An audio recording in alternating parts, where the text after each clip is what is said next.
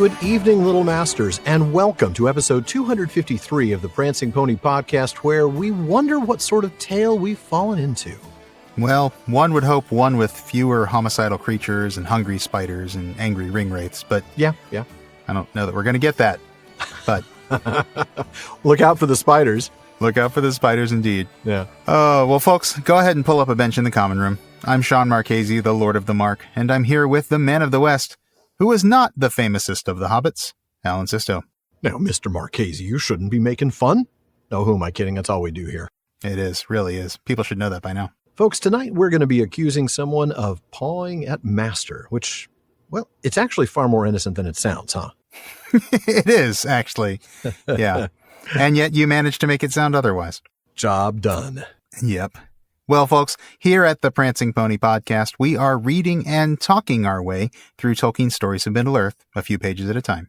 That's right. We dive into the details, we point out connections to other writings, and we talk about our favorite themes. But we also make sure we have a lot of fun along the way. So we're glad you've joined us.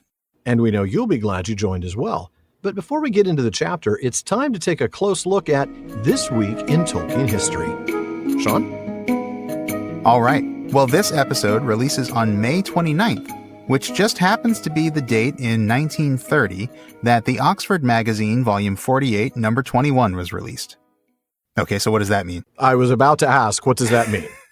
Well, Not number 20, number 21. That's the one that matters. Okay, I see. Number 21 is where all the magic happens.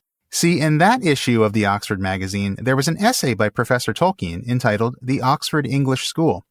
In that essay, he discussed the divide in the English syllabus at Oxford between the literature or lit course of study and the language or lang course of study. Lit versus lang. Yeah, and if you've read Carpenter's biography, you know about the whole lit versus lang thing. And of course, Tolkien himself was a big lang guy. Of course. Well, in this essay, and this is according to a summary in Skull and Hammond's Reader's Guide, which folks should definitely get as a crucial reference material if you don't have it. Always, yeah. This essay is summarized in the Reader's Guide, and in that, Tolkien noted that the lit track was more popular, being preferred by more than 90% of the English students.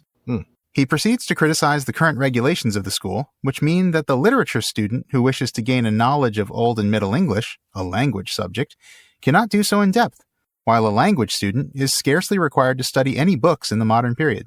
Oh, man, that, I can see him writing that and getting very irate about it. Yeah. You can see him fuming as he writes this, can't you? And writing scathing letters, just sharp-witted. So, unsurprisingly, Tolkien called the lit curriculum unsatisfactory because it allows for only an elementary linguistic component. Not enough philology for his liking, and also too much literature from after 1400. It all went downhill after that. Oh, God forbid. Anything after Chaucer. No, thank you. But again, according to Skull and Hammond, he praises the language curriculum and extols the importance of a study of Old English, Middle English, and Old Icelandic, or Old Norse. He believed that philology is essential to the critical apparatus of student and scholar, and language is more important than any of its special functions, such as literature. Its study is profound and fundamental. And consider me shocked, he wanted more focus on Chaucer and not as much on Shakespeare. Oh, yeah, no, I imagine that, right? Modern literature, that William guy, yeah. Yeah, that Shakespeare, that Johnny come lately. Seriously. He's just a trend, flash in the pan. That's right. Flash in the pan, Mr. 1600. Yeah. So in the essay, Tolkien actually put forth an idea for changes to the curriculum. Yeah. One of the things he wanted to start with was getting rid of the names language and literature. Instead, he actually proposed a letter designation. He wanted to call the language scheme A, and the literature scheme would be B. A, the language scheme, would include, and I'm quoting here, anything concerned with English letters before AD 1300, whether literary, historical, critical, or linguistic, and exclusively one thing after 1400, linguistic history. So, basically, literature and language up to 1400 and just language after that. While the B track, literature, would include, again I'm quoting here, a cursory, sometimes reluctant, notice of the first 600 years of recorded English. So cursory, in fact, that it must perforce be either almost entirely linguistic or deplorably inaccurate. Oh, wow. Well, and a purely literary, making quotes around that, perhaps best defined as a consciously non-linguistic interest in the remaining centuries, or some of them. Or some of them, yeah. And then there's that wit that Alan was talking about. Yeah. I mean, it is obvious which one Tolkien wanted to be involved with, right? You think? Yeah. Well, according to Humphrey Carpenter in Tolkien's biography, his proposals required the consent of the whole faculty, and at first he met with a good deal of opposition. Even C.S. Lewis, not yet a personal friend, was among those who originally voted against him. But as the terms passed, Lewis and many others came over to Tolkien's side and gave him their active support. By 1931, he had managed, beyond my wildest hopes, he wrote in his diary, to obtain general approval for the majority of his proposals. The revised syllabus was put into operation, and for the first time in the history of the Oxford English School, something like a real rapprochement was achieved between Lang and Lit. Good job, Professor. Nicely done. Yeah. Of course, Tolkien himself was always Team Lang, which he called Scheme A in the essay. Now, here's a funny thing. Mm-hmm. Extremely attentive listeners, and I mean like scarily, astonishingly attentive listeners. Like the three of them that are out there? Yeah, right. May notice that when I say that Lang was Scheme A and Lit was Scheme B, they may notice a little discrepancy between that and, well, something that I happened to notice while researching this segment. Because according to a note by Christopher Tolkien in The Return of the Shadow, Tolkien had a sort of a, I don't know what you'd call it. Would you call it a running private joke between himself and himself, or like a private symbolism for many years, in which he equated the literature study with the oak tree, which was called Ak in Old English, which is also the name for the rune for the letter A. Mm-hmm. And then the language track was always symbolized by the birch tree, Berk in Old English, which is the rune for the letter B. This is mentioned, as I said, in Return of the Shadow. Tom Shippey's also talked about this. He pointed it out in The Road to Middle-earth. If you look at Songs for the Philologists or the poems that are reproduced in Shippey's book or in Shippey's commentary in general, the literature scheme is always A and the language scheme is always B, which is the opposite of the letters that Tolkien gave them in his 1930 essay. Oh, you're absolutely right. Yeah, I was completely thrown by this when I was putting together this segment. Yeah. I actually reached out to the folks at Tolkien Collector's Guide. I posted on Tolkien Collector's Guide to get a little help on this. And I actually got a response from Wayne Hammond. Oh my goodness. No way. Or Christina Scull. It was actually signed from both of them. I'm not sure which of them it was. I don't want to assume it was Wayne. It was one of them though. Basically, they clarified for me in a message right there on Tolkien Collector's Guide that apparently when Tolkien was at Leeds University, which is where he was when he wrote Songs for the Philologists, or his poems in it, at Leeds, literature was A and language was B. Okay. So that's why the A and the B are the way they are in that sort of personal symbolism that he had. Yeah, so that's just how it was when he was at Leeds. Right. That makes sense. But he swapped the letters a few years later in his proposal for Oxford for, well, reasons we don't know and honestly may not matter. But I have my hunch, and it's because he wants to give Lang priority. So it's A and Lit is B. Still, though, we wanted to mention the discrepancy because we do know that somebody out there, maybe a few of you, are going to be eagle-eyed or gimli-eared enough to notice the AB designation in the essay is the opposite of what you might remember from notes in the history of Middle-earth and in Shippey's writings. If they remember this at all, which, I mean, let's be honest, this is an incredibly deep cut. It is a really deep cut. Yeah, it's the kind of thing like I only noticed it because I was looking at this for you were researching it, a couple of hours while I was researching it. But I wanted to mention the discrepancy so that I'd have a chance to publicly thank the community at Tolkien Collector's Guide for their help with my research, especially Wayne Hammond and Christina Scull for jumping in personally to answer me directly on the forum. That was awesome. And folks, that's why you should be hanging out at the Tolkien Collector's Guide. Absolutely. But let's get through the rest of this chapter first before you go. Well, yeah. After you listen to the episode, then you can go hang out there, right? That's right. So without further ado, why don't we go ahead and jump back into the chapter? And I'm going to let Alan start us off with the first reading of the night. All right, here we go. In a dark crevice between two great piers of rock, they sat down, Frodo and Sam a little way within, and Gollum crouched upon the ground near the opening. There the hobbits took what they expected would be their last meal before they went down into the nameless land. Maybe the last meal they would ever eat together. Some of the food of Gondor they ate, and wafers of the way-bread of the elves, and they drank a little. But of their water they were sparing, and took only enough to moisten their dry mouths. "I wonder when we'll find water again," said Sam. But I suppose even over there they drink. Orcs drink, don't they? Yes, they drink, said Frodo. But do not let us speak of that. Such drink is not for us. Then all the more need to fill our bottles, said Sam. But there isn't any water up here. Not a sound or a trickle have I heard. And anyway, Faramir said we were not to drink any water in Morgul. No water flowing out of Imlad Morgul were his words, said Frodo. We are not in that valley now. And if we came on a spring, it would be flowing into it and not out of it. I wouldn't trust it, said Sam. Not till I was dying of thirst. There's a wicked feeling about this place. He sniffed. And a smell, I fancy. Do you notice it? A queer kind of a smell. Stuffy. I don't like it.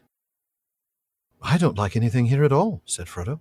Step or stone, breath or bone. Earth, air, and water all seem accursed. But so our path is laid. Yes, that's so, said Sam. And we shouldn't be here at all if we'd known more about it before we started. All right. Actually, I have to ask, we shouldn't be here at all if we'd known more about it before we started. Would we be here at all, you and I, if we'd known more about this before we started? If we'd known how much work we were going to put into this thing and how rewarding it would be, absolutely. Absolutely. Yes, 100%. Twice over, we would have started sooner. Yeah. Absolutely. and we would have probably done it better from the beginning. That's true, for sure. Yeah. But it is an interesting question just for humans in general, right? Like it is, yeah. How much of what we do would we do if we knew how it was going to turn out? If we could see the road ahead, yeah, we might be too afraid to do just about anything. We might, yeah. Yeah. All those hard things that incur pain and struggle, you know? Yeah. Well, it takes me back to my other favorite book, right? Dune. Oh, yeah. Dune has a lot to say about foreknowledge and the effect it can have on your life, right? And you kind of getting locked into a particular path and the doubt and the fear and the second guessing that goes along with all that. Yeah, absolutely. Wow. And that even ties in with my other favorite book, The Foundation, because there you go. The first Foundation isn't supposed to know certain things, or then they would change their course of action, which would then not get to the Second Empire. Anyway. Okay. Yeah. See, we need to, we need to start those other podcasts someday, man. Foreknowledge, man. It's a fun topic. Well, let's go back to the beginning of the passage, though, okay? Yeah, okay. So we pick up in this last section of the chapter with the hobbits and Gollum kind of resting one last time before the final push, right? They're in this dark crevice between two great piers of rock. Mm-hmm. Now, Hammond and Skull observe in the Reader's Companion that this is 11 March. Frodo, Sam, and Gollum have probably been walking and climbing for well over 24 hours. Oh, man, that is long. 24 hours of walking and climbing. And we know how hard that last stair was. Well, the first stair, right? The steep one. Yeah. Oh, my goodness. The straight stair was really hard to climb, basically Brutal. a ladder. Yeah. I can't stay awake for 24 hours. I can if I have to, but I'm kind of useless by the last few hours of it. And for the next 2 or 3 days after that, I'm entirely useless. Yeah. Yeah. And this is like, maybe if I'm doing a mix of driving, stopping for coffee, stuff like that. This is like walking and climbing. Up a mountain range. They have got to be exhausted. Total exhaustion. I wonder what that does to their state of mind, right? That's got to make them a little more susceptible to, one would think, to things like despair. Absolutely. Yeah. Make it a lot harder to hold on to hope, I think. Yeah. Your spirits are not up when your body is exhausted, right? It's very hard to keep your spirits up in that situation. Man, so they've got a challenge already right off the bat. Yeah. This has got to be tough. They are in a bad spot. But they do have some food, so they enjoy a little bit of a meal of sorts, right? The food that Faramir provided plus the lembas. I also wanted to note, because we talked about the Nameless Pass last episode, we get a drop of the Nameless Land here. Yeah. And we talked about this a little bit, didn't we? Like the Nameless Land is Mordor, which obviously it has. It has a name. I'm going to start calling you my nameless co-host. Oh, don't do that. That sounds terrible. Because I was just about to say, maybe it's nameless because it's just like, it's a taboo, right? It's not literally nameless. It's just like, it's like Voldemort, Exactly. Should not be named. He should not be named. Yep. Yeah. That's very interesting. That's fair. Or like Morgoth, right? Who's Melkor, I should say. Like Melkor, whose name is not spoken upon the earth, right? Now he's Morgoth. Yeah, that's right. Nobody calls him Melkor anymore. We don't talk about Melkor.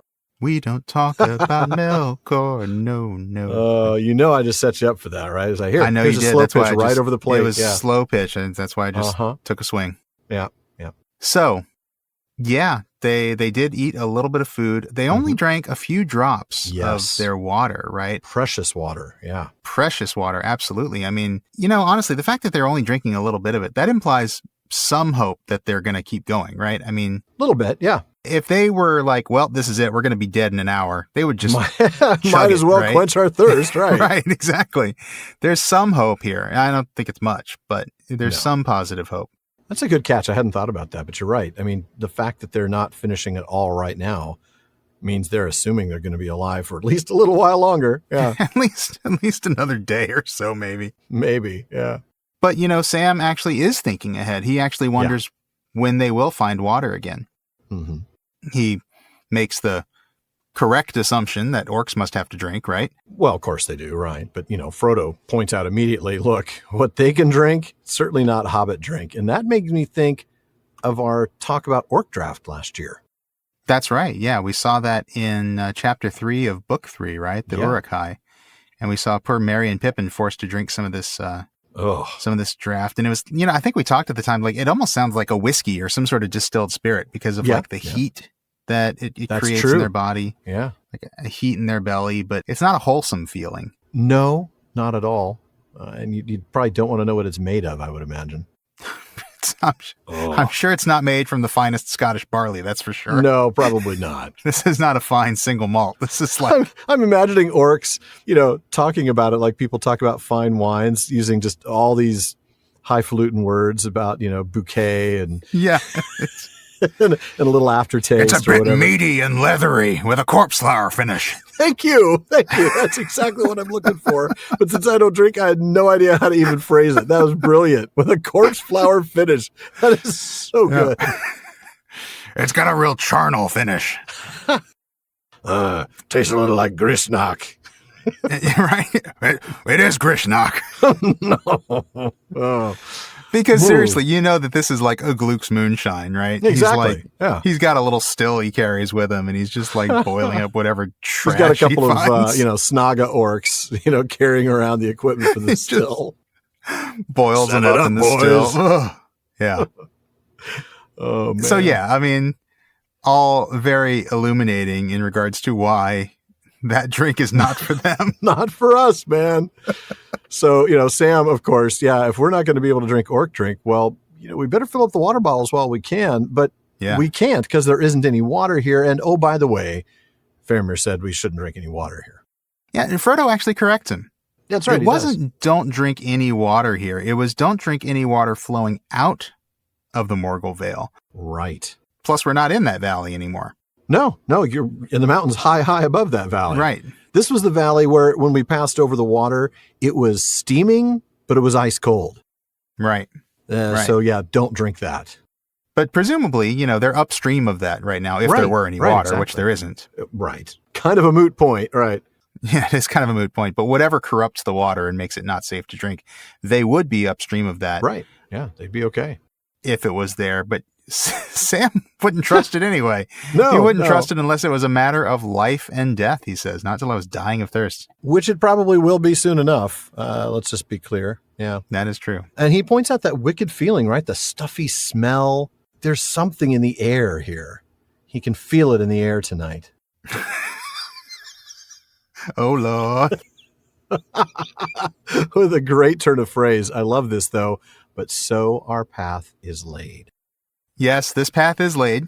Mm-hmm. Sam agrees. Yep. But he says, look, we wouldn't have done this had we known when we'd started that, this was what it was going to be like. Now, this is kind of going back to what we were saying at the beginning of this discussion section, right? I mean, right. How much would we do anything if we could see the road ahead? And really going back to Sam and Frodo, would they have done this if they had known when they started? I think Frodo would. I think Frodo would. Yeah. So maybe Sam says we. Maybe Sam means me. Naive Sam means him, yeah. Yeah. I think, Merry and Pippin probably as well might have been a little hesitant, but I think Frodo knew he needed to. It was his task, I think as Frodo, Elrond acknowledged, right? That, absolutely, this has been chosen for you. This task is yours to achieve, and yet he still had to exercise the free will to take it on. Yeah. Yeah. I mean, put it this way, Frodo certainly didn't know, but I think he suspected. I think he did. I think of all the four hobbits, he had the most accurate image. The most sober expectation of what was going to happen. Yeah. Yeah. Yeah. And I think he would have done it anyway. I think so, because the alternative would be to stay in the Shire and wait until Mordor's armies come and wipe everybody out. Right. It's death trying to save everybody else, or death regardless, Or death later when it comes and you haven't even tried to fight. Exactly. That's not really an option. Not at all. And certainly not for Frodo, I think. Yeah. No.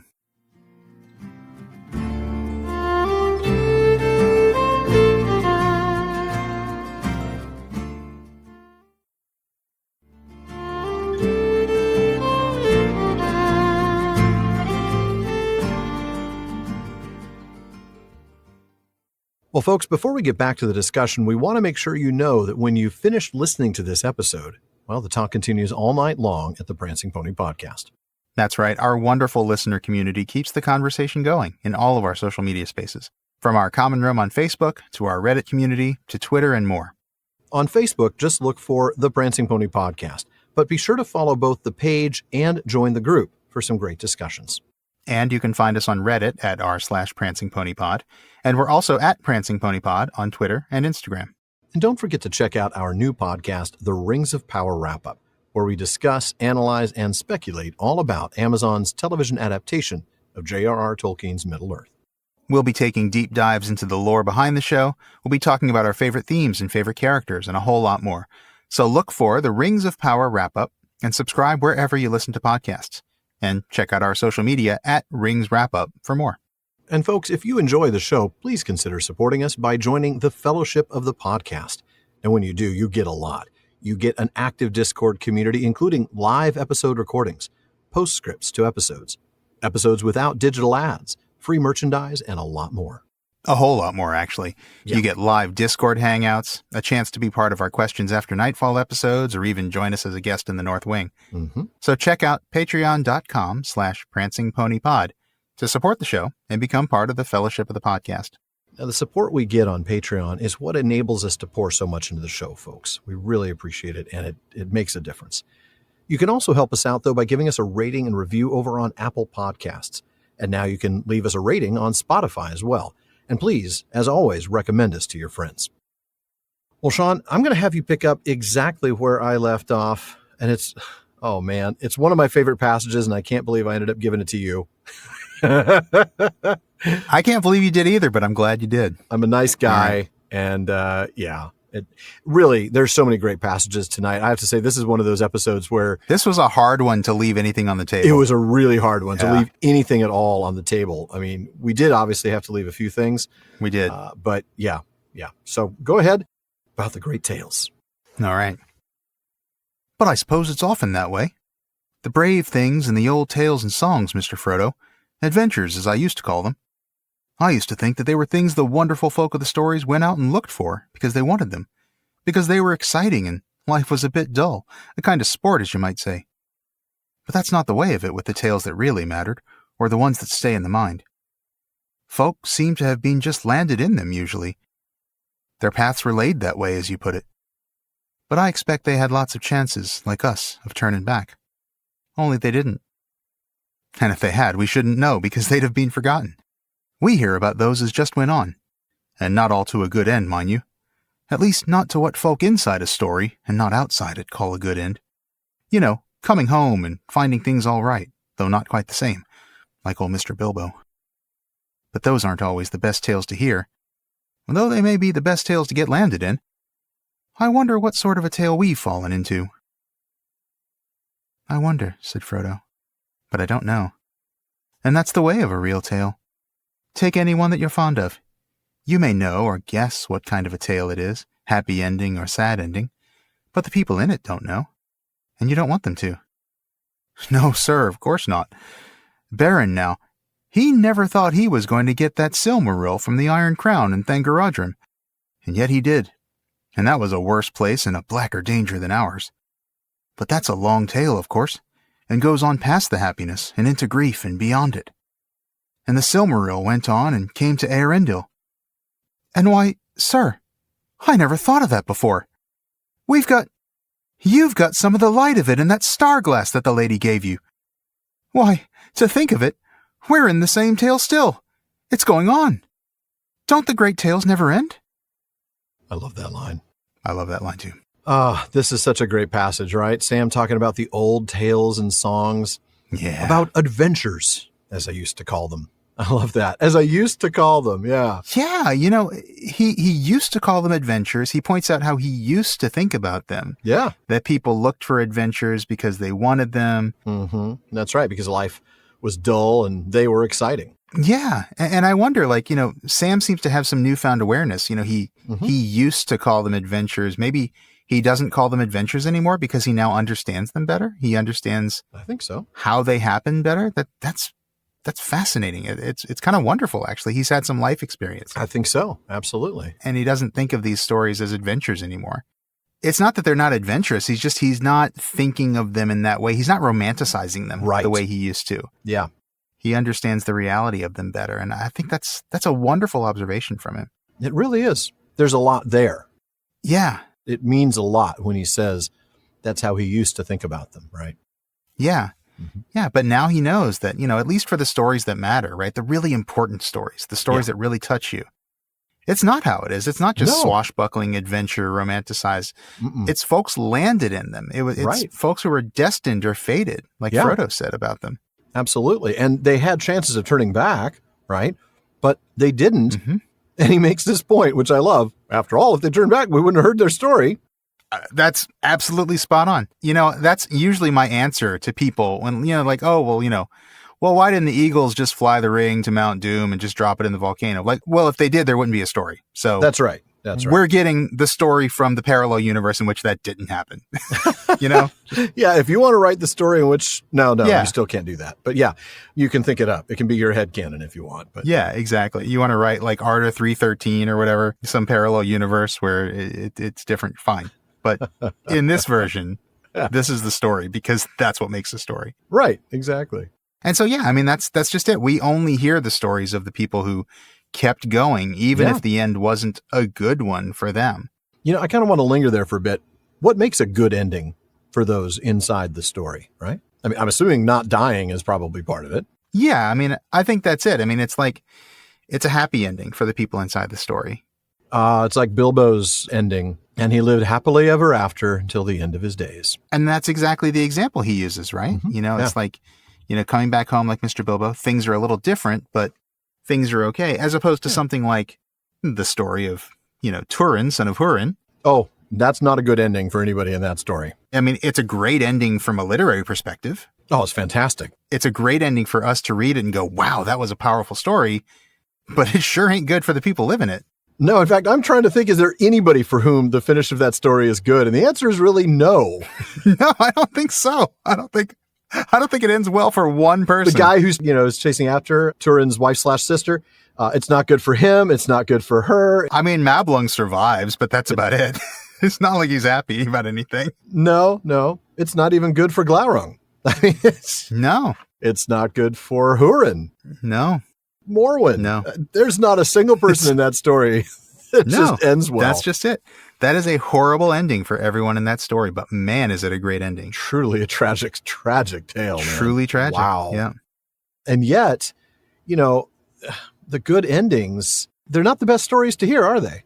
You know, I mean, if the Turin story had ended well, it wouldn't be as good a story as it is in the form of a tragedy. Right. But those happy ending stories are the best ones to be in if you're actually in the story.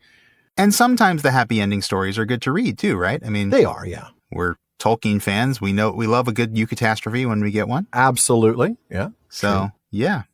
Thinking that through, though, prompts Sam to sort of wonder which one they're in. Are we in one that's going to have a good ending for us? Or are we in one, well, thankfully not quite as bad as Turin, but, you know. Hopefully not that bad. Hopefully not that bad. I love it, though. This is very much a Sam sort of stream of consciousness rambling. He does ramble a bit. I mean, that is kind of classic Sam. Yeah. And Frodo says, like, I don't know. I mean, no, I don't know what kind of story we're in. No. And Frodo points out wisely, that's the way it is. The people in the story don't know what kind of story they're in. No, they can't.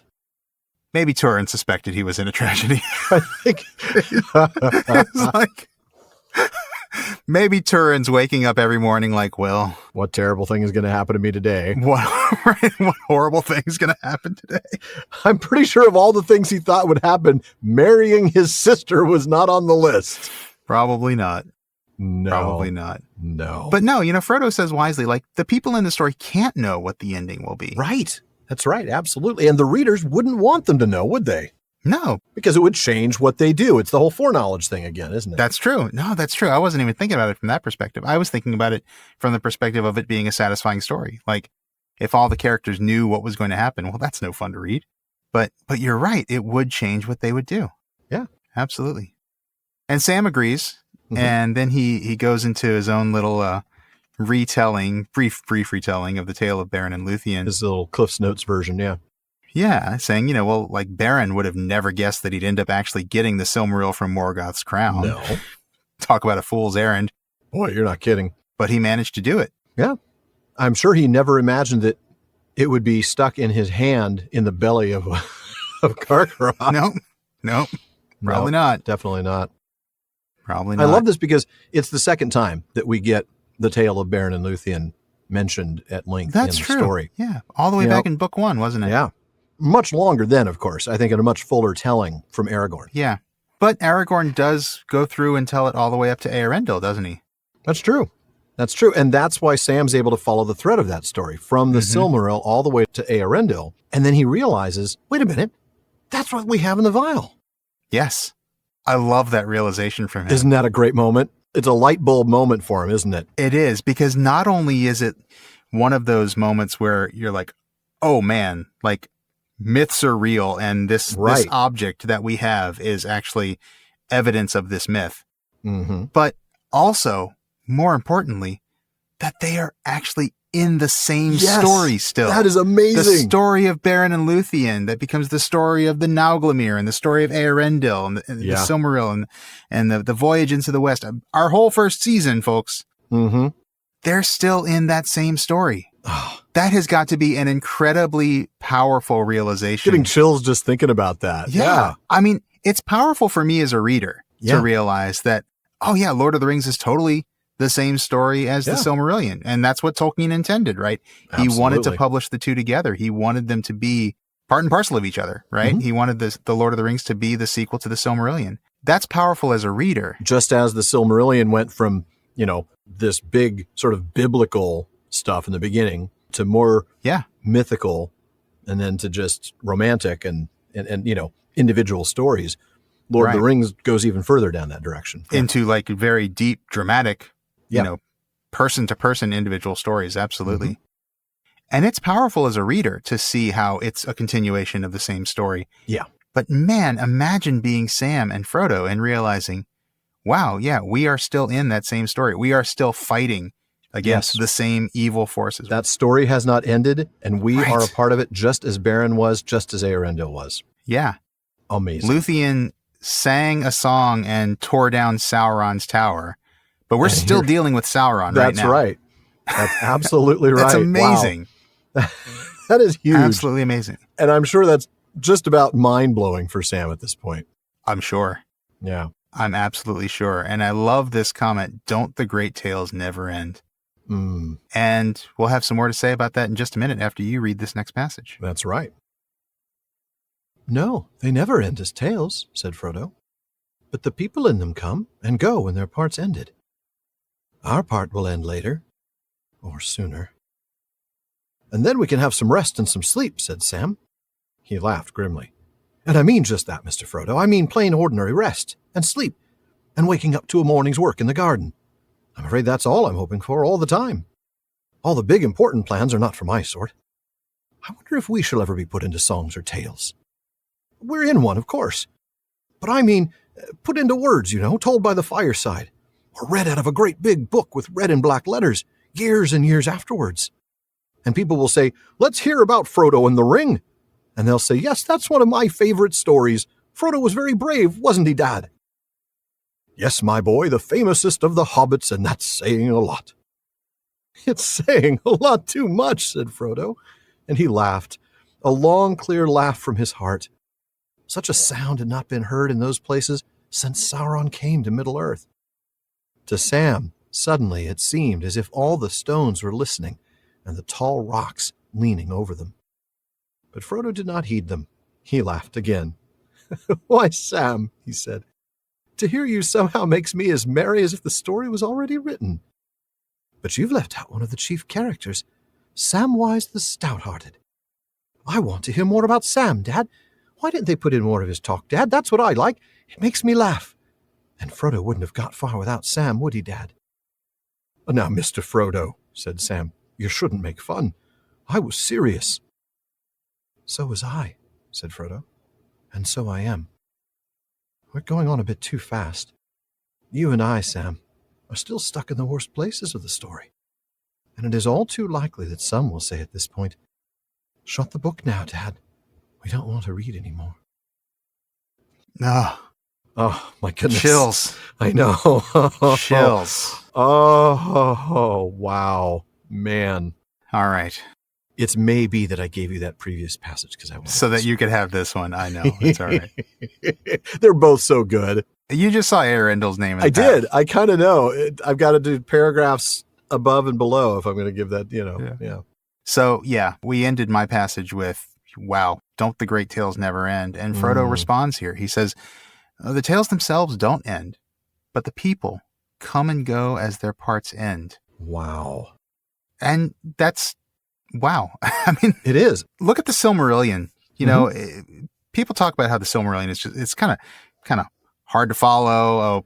Characters constantly coming in and going out. I mean, But that's the point, isn't it? that's the point. Because it is that epic scale of a story. The tale goes on for hundreds of years, actually thousands of years if you work in, Thousands of years from, really, in essence, from the creation of the entire universe. Yeah.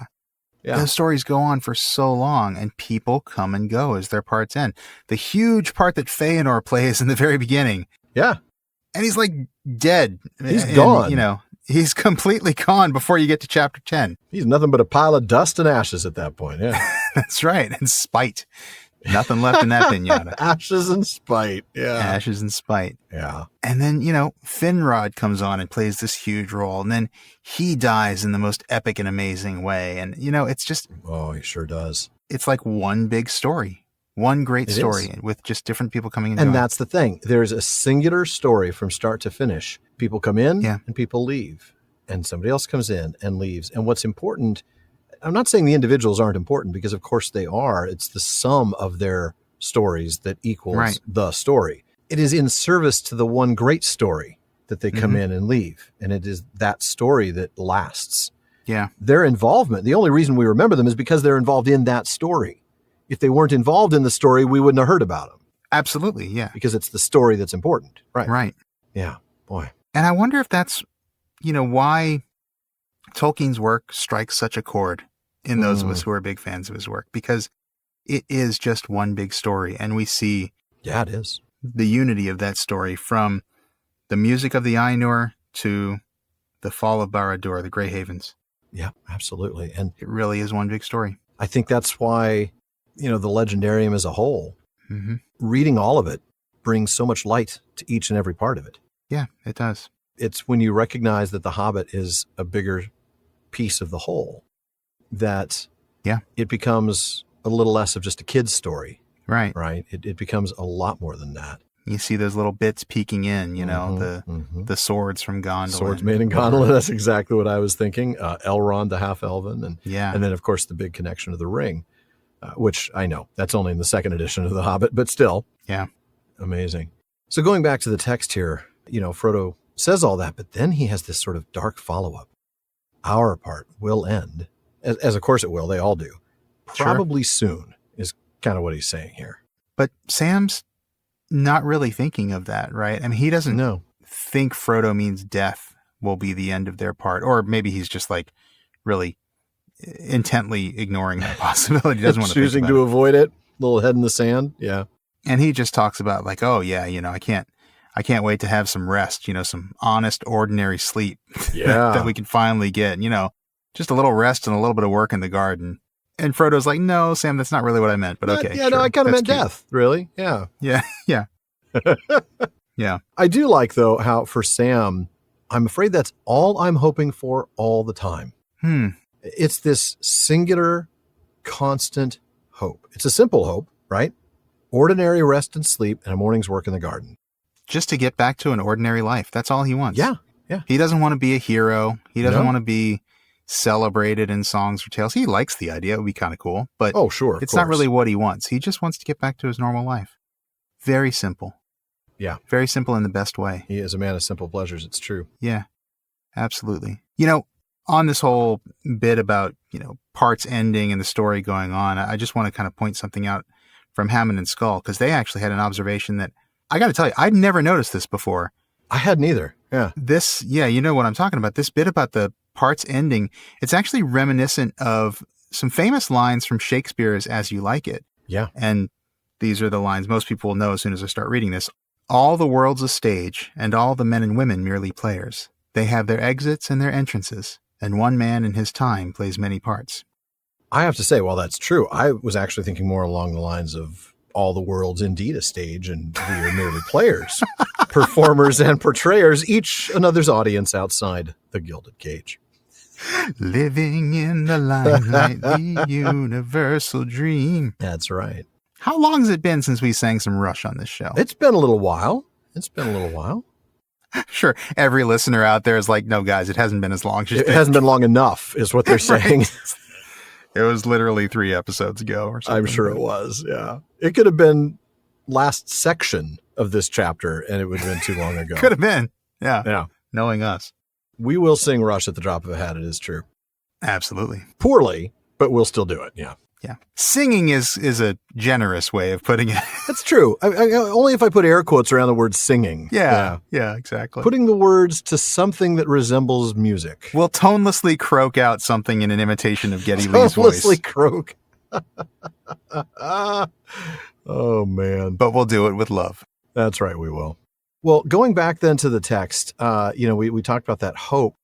So then Sam begins to wonder. I know you said that he doesn't care that much if he's ever put into songs, but he does kind of want to know, right? He wonders, yeah. Yeah. I wonder, are we ever going to be put into our own songs and stories like Beren and Luthien were? I mean, sure, he acknowledges, look, I know we're actually in one, but what he means is a story told to others, doesn't he? Yeah, and he gives a couple of examples of what kind of story he means. And he's basically just our 2 primary modes of storytelling. That's right. Oral legends, when he says told by a fireside, that's what he's talking about. Uh-huh. Or written stories when he talks about a great big book with red and black letters, which I kind of love. That. I do. I mean, the thing is, of course, they're quite literally in this book, The Lord of the Rings, that we're reading. Yeah. But they will end up in a song, don't they? In the chapter, The Field of Cormallen. That's right. Yeah. Praise them with great praise, right? The Perianath. That's right. Aglario and all that good stuff. Yep. Yeah. And then in Sauron Defeated, which is volume 9 of the History of Middle-earth, we actually get to read the epilogue that Tolkien originally wrote and ended up abandoning. And it starts like this. And one evening in March, Master Samwise Gamgee was taking his ease by a fire in his study, and the children were all gathered about him, as was not at all unusual, though it was always supposed to be a special treat. He had been reading aloud, as was usual, from a big red book on a stand. With red and black letters, I'm sure. I'm sure. I love that passage. I know I didn't have us go further into that passage, but I love it because for the first time I noticed that he has a shorter version of his daughter's name. We named our daughter Eleanor because his daughter's named Eleanor after the flower. He calls her Ellie in that passage. Oh, which of course is what we call our daughter all the time. We don't really call her Eleanor unless she's in trouble. That's right. Right. Yeah. Of course. So we always call her Ellie. And he calls her Ellie in that passage. It was like, oh, I love that. That's awesome. That. So cool. That's so awesome. Yeah. I just never knew whether he would shorten it or not, and he did. That's great. So I love it. Well, I know the published story, he doesn't actually read from that big red book, but Frodo does talk about the book, right? He tells him in the Grey Havens that, Sam, you will read things out of the red book and keep alive the memory of the age that is gone, so that people will remember the great danger and so love their beloved land all the more. And that will keep you as busy and as happy as anyone can be as long as your part of the story goes on. Sort of touching back to this, right? As long as your part of the story goes on. Yeah. That's right. And, here we're seeing the reemergence of a feature of the story we haven't talked about for a while, which is that frame narrative, right? Exactly. That's right. We're reading about Sam asking if he's going to be in a story. Sam is talking about being written about in the story that we're actually reading. It's a bit fantastic. Meta, as the kids say.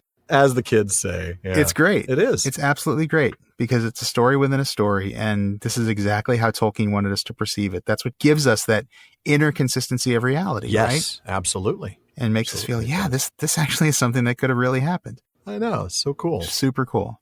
It really is. And then Sam goes on, right? He goes on to imagine other people in the future wanting to hear their story. I can't imagine that ever being a thing. I can't imagine anybody ever wanting to do a podcast for years and years. Ever wanting to hear two guys talk about their story for 6 years and more. But apparently it's a thing. Yeah. Apparently, yeah. People want to hear the story of Frodo and the Ring and how Frodo was brave and famous. The famousest of the hobbits in that sand. The famousest. I love Frodo's reaction to this. I think, especially when we read this in comparison to what we read last week about the despair, right? The despair had not left him. I think it's really important to keep that in mind when we see this, right? He laughs this deep, heartfelt laugh. And before we even get to the words of his reply, I want to look at what happens with the laugh itself, right? We get the fact that it hasn't been heard, laughter hasn't been heard in these places for thousands of years since Sauron returned to Middle-earth. Sauron came to Middle-earth, not since he came to Mordor, but since he came to Middle-earth. That's a very long time ago. That is. Yeah. And then we get yet another anthropomorphizing of the surrounding terrain, right? The stones listening and the tall rocks leaning over them. By the way, did you catch the alliteration? To Sam, suddenly it seemed as if all the stones listening and the tall rocks leaning. Yeah. Listening and leaning, but suddenly it seemed and stones. It's just fantastic. But, Frodo ignores that sensation that Sam picks up on and then just laughs again. I love that. He just needs this laugh. He's getting what he needs. It's healing. It really is. Yeah. It is. It is. Sam's telling of the story has very clearly given Frodo a genuine moment of joy. Yeah. Which he needs in this darkest of places. Absolutely. And Frodo's got this moment of pure joy. And it's a wonderful moment. It really is.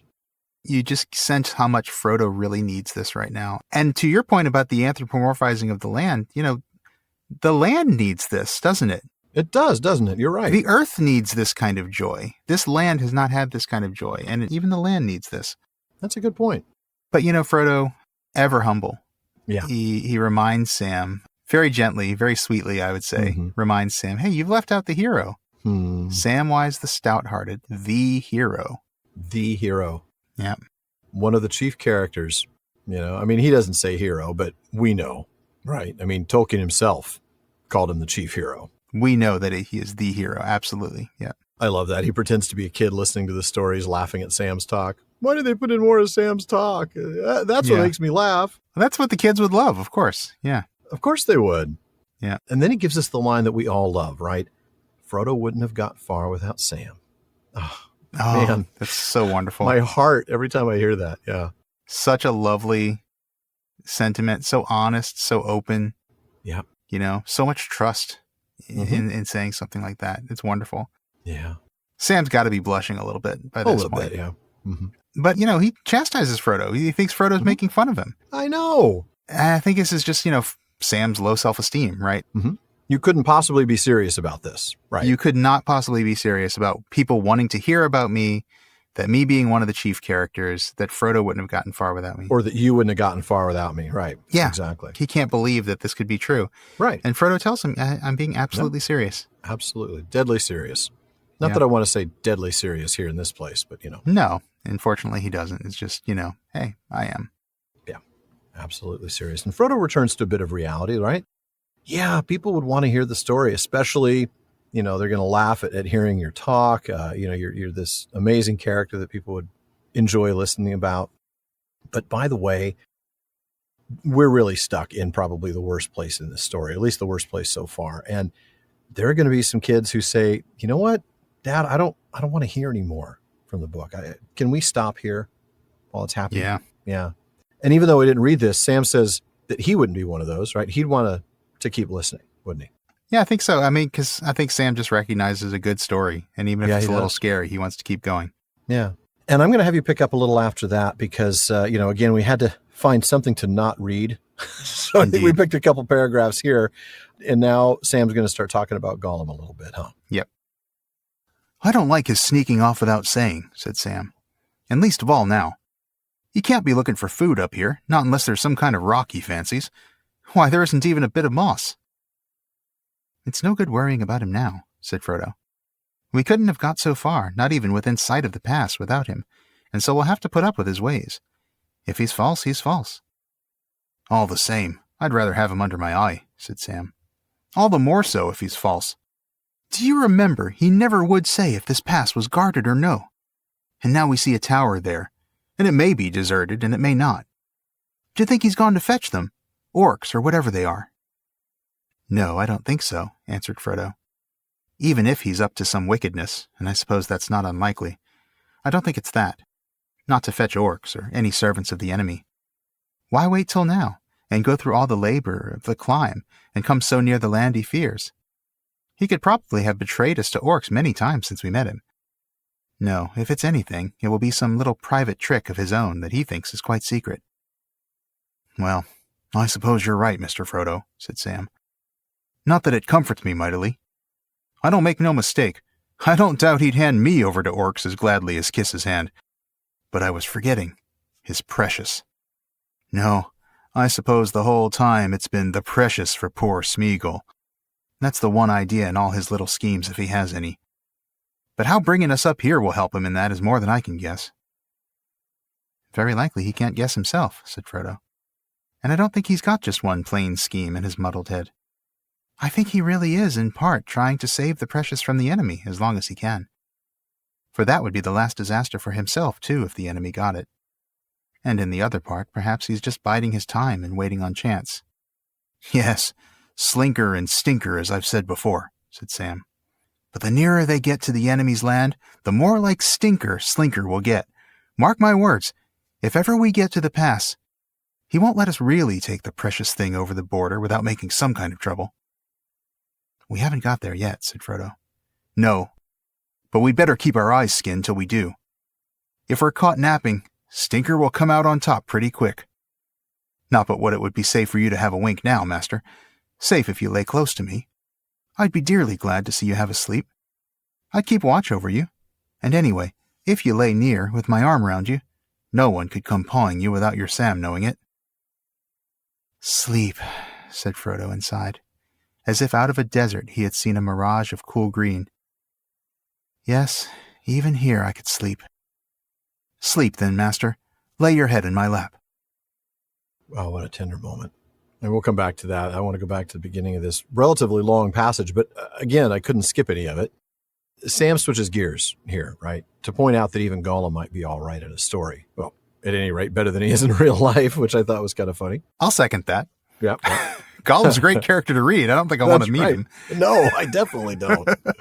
Oh, man. And then Sam wonders what Gollum thinks of himself. Does he think he's a good guy or a bad guy? You know, I mean, here's the thing. Isn't everybody the hero of their own story? I mean, even Sauron, I'm sure, thinks of himself as a hero. I mean, I'm certain Sauron thinks of himself as the hero of his own story, but King that's a good man. point. King Excellent. King Excellent. But yeah, Gollum, I don't know if he'd see himself really as either hero or villain.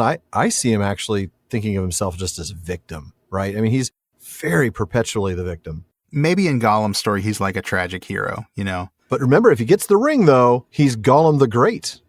Yeah. I remember when he had that little fantasy about fish 3 times a day, and Yeah, right. The Gollum. The Gollum. Gollum the Great. Yeah. I think you're right. I mean, I think to a degree, I think everybody's the hero of their own story. I'm sure I shouldn't say everybody, but you know, for the most part, I think most people are the hero of their own story. But man, how on earth can Gollum think of himself as a hero? That's true. In what world is the guy who kills his kin to take a maybe piece it of is like you jewelry? said, victim or like tragic hero. He's like an unlucky guy, like Turin, you know? Deagle should have given him the ring because it was his birthday. And so I had to kill him. And really, that was a tragedy because I'm not a killer. And right. Yeah. I'm not a killer. I swear, I'm not a killer. Yeah, man. Have you killed today, Smeagol? Well, not for a few days. That's right. Not this week. Yeah. I'm taking a break. He's like in, you know, unemployment survey. Like, did you kill this week? Did you try to kill this week? Yes, 5 times. Oh, my goodness. Oh, man. But no, I think you're right. I think he probably does think of himself as some kind of victim or tragic hero, or, he's definitely not wholly in the wrong in his own story. Yeah. Certainly a good guy. I don't think Gollum thinks of himself as a bad guy. Everything he's done has been justified. Yeah. Yeah, I think you're right. But anyway, this conversation about Gollum reminds Sam to call for him. He shouts for Gollum. Hey, we probably need that guy around, right? Hey, Gollum, do you want to be the hero or not? But there's no sign of him, right? No.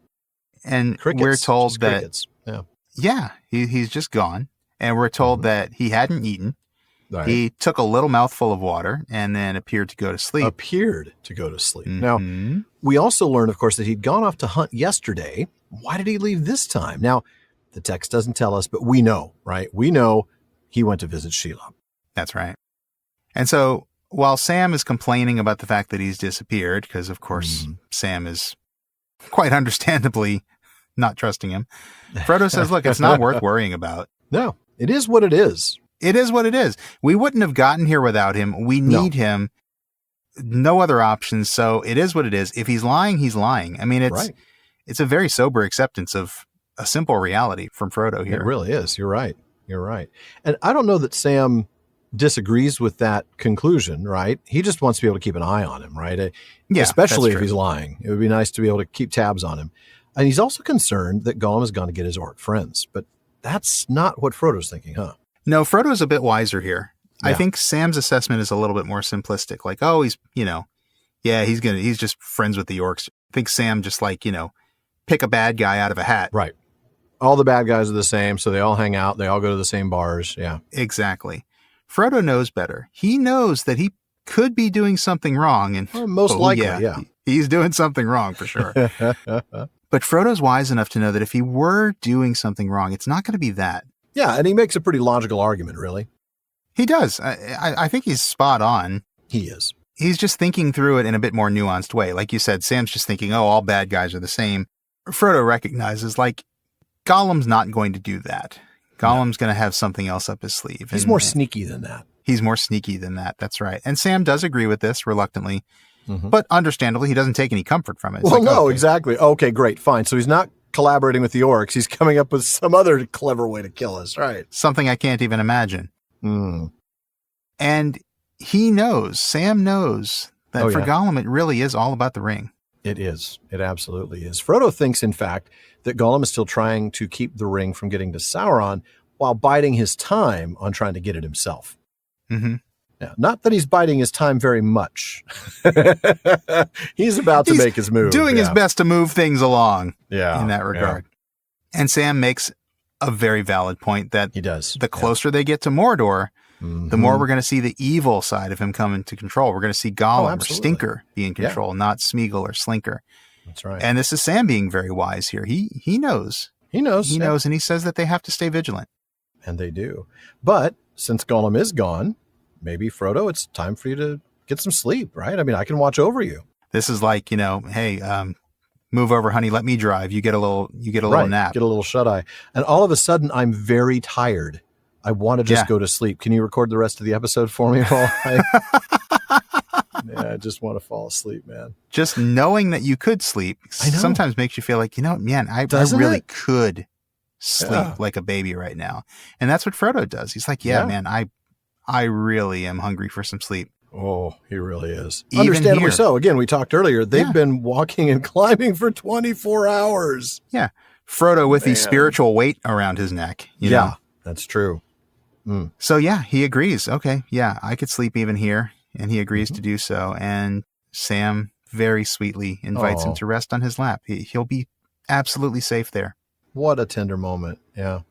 I mean, he intends to stay awake and watch over Frodo. And we'll see that that's not quite what happens. He intends to, but, Sam, good intentions, Sam. But yeah. Well, and maybe this tells us that Sam is comfortable like this too.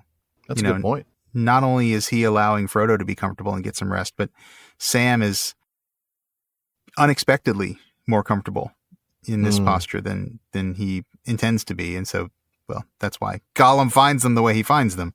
That's exactly right. And that's where you'll pick up. Absolutely.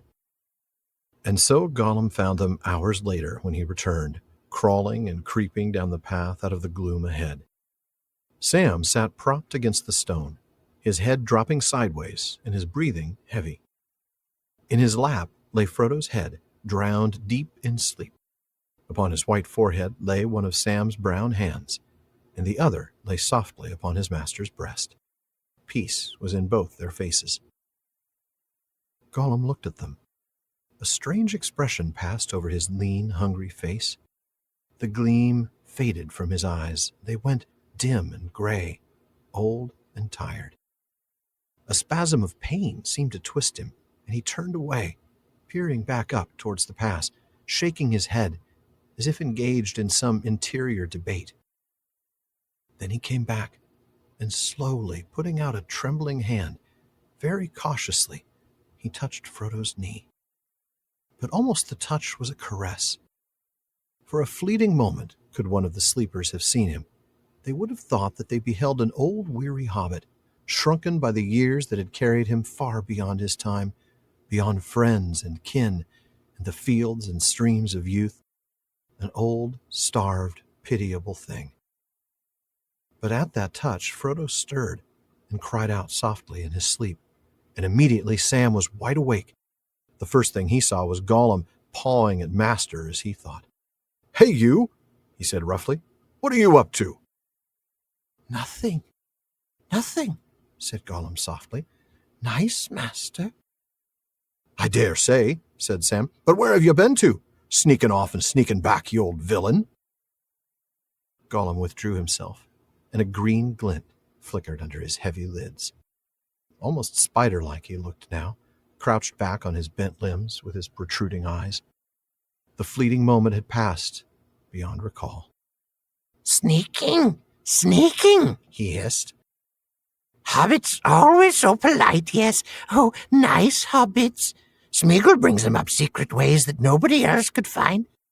Tired he is, thirsty he is, yes, thirsty. And he guides them, and he searches for paths, and they say, 'Sneak, sneak.' Very nice friends. Oh, yes, my precious, very nice." Sam felt a bit remorseful, though not more trustful. And I'll stop right there. Sam. I know. Oh, Sam. My heart. All right. Oh, man. Picking up where I left off, we see Gollum come back several hours later. Yeah. This is now the morning hours of March the 12th. Right. And he finds them, well, Sam sitting up against the stone with his head to his side. Yeah. Frodo with his head in Sam's lap, as we saw at the end of that last passage. Yeah. Sam's hands, he's got one on Frodo's forehead and the other on his chest. I love that. Really Yeah. watching out for him, you know. Really protecting him, keeping him safe. Yeah. And, you know, you talked about maybe Sam was comfortable enough with this to fall asleep. I think we see that here, don't we? The text tells us that peace was in both their faces. This was genuine rest. I think that's right. Yeah. Really deep, true, almost spiritual rest, I would think. And, you know, I want to keep in mind as we read this, Gollum is coming back from visiting Shelob. So this tenderness that we're about to see, this near repentance, is coming after his biggest betrayal. That is a very good point. He has just put into action something that he planned chapters and chapters ago. Yeah. Wasn't it all the way back in The Taming of Smeagol that he first started talking about this idea? Yeah, that's exactly. When he had the debate with himself, right? No, it wasn't The Taming of Smeagol. It was the Passage of the Marshes, actually. That's right. That was when he had the argument with himself. Remember, we did the back and forth dialogue. Oh, that was so fun. My goodness, that was fun. Yeah. That's when he first came up with the idea of handing them over to Shelob. Yep. He's been thinking about that this whole time, and now he's actually taken some action. He's executed it, right? He's now said, "Hey, Shelob, we're coming," you know? And yeah. And then he has this moment of, like you said, near repentance. Yeah. He looks at them and his face changes. And we see, this is huge. We see no more gleam in his eyes. Remember what that gleam represents, right? That green light in his eyes. That means that Gollum is in control. There's no more gleam in his eyes. They look dim and gray, old and tired. Those are 4 powerful words, right? Dim and gray, old and tired. Immediately, I'm put in mind of, and again, this is going to sound like I'm justifying Smeagol. I'm not, right? But imagine how overwhelming his pain is, right? I mean, he's lived hundreds of years beyond his natural lifespan. I come back to that amazing take that you have on deserving death. That, he deserves death because he was designed to be a mortal person and he should have died by now. He should have rested a long time ago. Exactly. And now he's so far past his natural lifespan. This is misery for him. And he's this whole time been isolated and hated. He's been captured and tortured. He's addicted. He's possessed by desire for the ring. No wonder that there's this old and tired look when Gollum isn't in control. Yeah. And I feel like you said, there's 4 very powerful one-syllable adjectives here. Yes. I feel like all of them are in service of one, and that's old. I think that is the takeaway from this phrase right here, is just how old he is. Like you said, he's lived so far beyond his natural lifespan, and now he is just an old hobbit. Unnaturally old old hobbit looking on 2 younger hobbits. And I almost wonder if there's something, I don't think paternal's the right word for it, because I don't think Smeagol quite feels that way towards them. But no, a little kinship, though, I think, maybe. A little kinship, and maybe just kind of the feeling of, seeing someone younger than you and maybe seeing your past. Yes, I think there's very much that. Like you say, kind of feeling that kinship, and also kind of feeling a little bit protective, a little bit sad, a little bit. Yeah, some bittersweet for sure. Bittersweet. Sort of, mostly bitter, but yeah. Yeah. I mean, he's remembering things. I think he probably doesn't have cause to remember those moments of joy very when often. He was an actual hobbit, a happy store living by the river. Yeah. Yeah. It's a beautiful moment, and it is the most human moment that Gollum has, I think, in the whole book. I agree. And, while you said, like, it sounds like you're kind of like justifying Gollum a little bit, I don't think it is. I think we're seeing what Bilbo saw. Yes, I think so. We're seeing in that moment of pity when Bilbo saw that, it's never quite described for us. We just kind of see it told to us as it goes through Bilbo's head. Here we get a chance to see what Bilbo saw. That's a good point. And I think Gandalf hinted at that, didn't he? When he says, Frodo says something about, I don't feel pity for him. And Gandalf said, you haven't seen him. Right. I think when you see him in this state, especially, he is, the text tells us, pitiable, right? I mean, that's one of the lines we get, is that he's, if they had been able to see him, they would have seen this old, starved, pitiable thing. Yeah. This is definitely the most humanized I think we see Smeagol. Yeah. Yeah. The most vulnerable. Yeah, vulnerable. Oh, that's such a good word for it. Yeah. Yeah. And then he has this moment, he's in this bit of pain, spasm of pain, and he turns away and he looks up the pass towards Shelob. Right. We know that. Yeah. He just was committing his act of betrayal, and he's actually debating something internally. Yeah. And then, my goodness. I mean, it's wow, it's so vivid. Just the way he's shaking his head is just like, he is regretting. He is. The choice that he has just made. That's right. And it actually looks like this old hobbit, this sad, bittersweet hobbit, has won the debate, or is at least winning the debate. Yeah. Oh, I think so. 100%. This is very close to repentance. This is very close to going very differently. And he slowly reaches out, touches Frodo, caresses his knee. Yeah, just a gentle touch. Mm-hmm. But the thing is, it's at that exact moment when he touches Frodo's knee that Frodo stirs. And that, of course, wakes Sam, who sees Gollum touching Frodo. And to Sam, he's pawing at Master. Sam has no reason to think that this is anything but treachery. Oh, of course. Sam... Put yourself in his shoes for a minute. There's no reason for this to be anything other than I'm getting ready to take the ring. Right. That moment, that pain, that debate, that sad, tired old hobbit, we saw that. Right. Tolkien, the narrator, told us that. Sam didn't see that. No. So, of course, he doesn't think that there's anything good here. Of course. And he has exactly the reaction we would think. He's confrontational. He's right. Hey, you. Yeah. Hey, you. What are you up to? I mean, we talk about humanizing Smeagol and how this is such a humanizing moment, and Sam can't even call him by name. Just hey, you. Yeah. Hey, you. He's doing the exact opposite. He's dehumanizing him once again. Out there in the cold, Getting lonely. Getting lonely, old. getting old. Can you feel me? Sorry. When we said, hey, you, don't that's ever all I can- apologize for a Pink Floyd reference. Exactly. Yeah. Sorry, Oh, not sorry. man. So, Oh, man. yeah, I mean, confronts him. And I think this is very important. Gollum, or Smeagol, I should say. Yeah. He's not immediately defensive, is he? I know. This is the only time, I think, where we don't see him react immediately to Sam's combative, antagonistic sort of comments that he does. Yeah. No, it's just, what are you up to? Nothing. You know, and he says it softly. He's not freaking out. He's not escalating. It's just nothing. Nice, master. Right. It's a moment of tenderness. It's a moment of, maybe love is a strong word, but maybe not. Maybe I don't not. know. No. There's some feeling here. It's a moment of genuine human feeling that Gollum is having for Frodo here. I think there's a lot of nostalgia here, you know, a lot of him looking back at what might have been for himself. I can't even help but wonder if he sees a little bit of himself in Deagle, in Frodo and Sam, back when they were still not killing each other. That is a wonderful observation, and I think you're absolutely right. He misses that friendship. Yeah. Yeah. Because, I mean, obviously he's going to see a bit of himself in Frodo, but... Oh, of course. Yeah. But yeah, he probably sees the friendship he had with Deagle and in the friendship that Frodo has with Sam. Absolutely. I think you're spot on with that. That's awesome. It's got to make it even harder for him, right? I mean, because he's going to be feeling that guilt too. Right. Oh, man, you're not kidding. Yeah. So like much this is what I could have had if I hadn't killed Deagle. Exactly. He's still in a very good place here. He's still sad. He's still regretful. He's still near repentance, which means that Sam has one more chance not to screw this up. Exactly. Just pick up on this, Sam. Just pick up on the signals, Sam. He's not trying to be treacherous, man. I tell my son that all the time. Read the room. Read the room.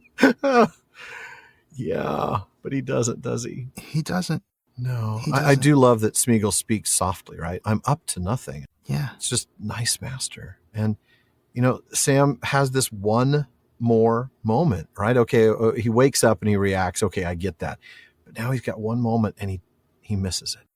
And instead he presses. He doubles down. He goes worse. He doubles down, right. He presses him. Where have you been sneaking back, and calls him a villain? Oh, heartbreaking right there. And in that moment. Yeah. And dude, I've got tears in my eyes as we're talking about this. Isn't this? This is such a poignant moment. It is. At that moment, Gollum pulls back. We see the green glint. Yeah. And that's it. It's too late now. Yeah. That has sealed Gollum's fate. Yeah. It really has. And Frodo's, in a way. Really? Yeah. Yeah, it has. Because maybe this could have gone differently. I mean, we'll talk about some of Tolkien's comments in his letters where he says, it really couldn't have gone any other way. But as you read the story, you think it could have gone differently. Yeah. It's so close. If Sam had just made the right choice here, he's such a hero and he makes the right choice so frequently. Here he makes the wrong one. And that's it. It was one chance. And and he blew it. And it's heartbreaking. There are a few moments in Tolkien where every time you get to it, you're really hoping something different happens, right? I mean, you want Boromir to survive. Beleg waking up Turin comes to mind. Yeah, exactly. Not waking up Turin. Yeah. That's the first one that comes to my mind, is not getting stabbed when you wake up Turin. You know, Boromir, you really want him to survive after defending the hobbits. You want him to live and to sort of continue to be able to live in repentance at that moment. And this is one of those other moments where you just, maybe if I read it again, Sam will catch this. Just one more time, and Sam will be like, oh, wow. I never realized how kind and tender-hearted you are, Smeagol. I'm so sorry.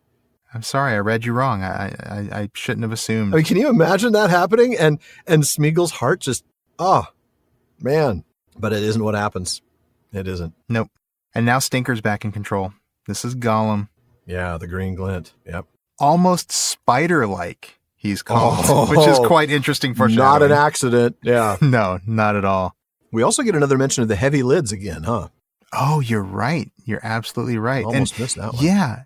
This description really kind of goes towards dehumanizing him a little bit, because it's the green glint, it's the heavy lids, and then he's described as spider-like. Yeah. And then we're bent limbs, we're told of all eyes. the non-bipedal things he's doing, right? Crouched back on his bent limbs. He's got his protruding eyes. Yeah, that's not normal. Right. That's not human. That's not what a normal hobbit looks No, it's like. animalistic, right. Right. And that moment's gone. We're told that moment is gone. And Gollum then goes on the offensive. Oh, he sure does. Yeah. Attacking Sam for, what was a correct assumption? That's the thing. I know. But it wasn't a correct assumption at the time. Right. It's like, were you sneaking off? Well, yes, I was sneaking off. I was about to change my mind. Right. Yeah, I was about to change my mind. So he's got to be feeling a little bit of guilt here too, because he's you're like, right. I think. Actually, I totally was going to betray you guys, but then I was thinking I wouldn't. But now, you know what? The heck with it. I'm going to go ahead and betray you. Oh man, it's such a twisted, tangled little moment. It really is. It really is. I will say though that after Gollum goes on the offensive, Sam does feel a bit remorseful. Yeah. He is. Yeah, he is. He is sorry for making that assumption. Still doesn't trust him. No. And he certainly shouldn't now. But no, he should not. That's true. Sam does have some regret here. He does. And we'll read a little bit more of that when we get to the next section. But I want to do a brief sidebar. You mentioned earlier about Tolkien's own words. I'm going to pull together some things from the letters. In letter 96, which he actually wrote to his son Christopher, he says, "For myself, I was probably most moved by Sam's disquisition on the seamless web of story." So the passage that we just talked about how the story moves on and people's parts in it and all that. "And by the scene when Frodo goes to sleep on his breast and the tragedy of Gollum, who at that moment came within a hair of repentance, but for one rough word from Sam." Oh, yep. He knows. And then just real briefly, he mentions to a Miss Byrne in letter 191, Gollum had his chance of repentance and of returning generosity with love and had fallen off the knife edge. Yeah. That's a cool one. I like that. Fallen off the knife edge. Mm. And then there's letter 264 to Mrs. Eileen Elgar. Now, this is listed with one number, but it's actually a series of drafts. Right. And in this, Tolkien says that Sam's pride and possessiveness in regards to Frodo prevented him from fully understanding the master that he loved, and from following him in his gradual education to the nobility of service to the unlovable, and of perception of damaged good in the corrupt. He plainly did not fully understand Frodo's motives or his distress in the incident of the Forbidden Pool. If he had understood better what was going on between Frodo and Gollum, things might have turned out differently in the end. For me, perhaps the most tragic moment in the tale comes, here, when Sam fails to note the complete change in Gollum's tone and aspect. Nothing, said Gollum softly. Nice, master. His repentance is blighted, and all Frodo's pity is, in a sense, wasted.